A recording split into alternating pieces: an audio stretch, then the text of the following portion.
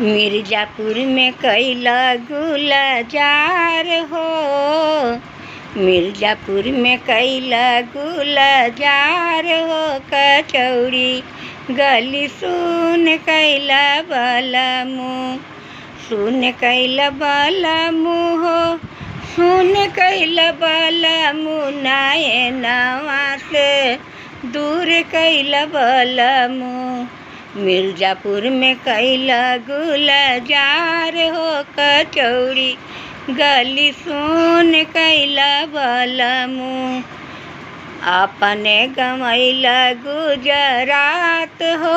कचौड़ी गली सुन कैला बलमु, सुन कैला बलमु हो, सुन कैला बलमु। कचौड़ी गली सुन कैला बलमु, मिर्ज़ापुर में कैला गुलजार हो।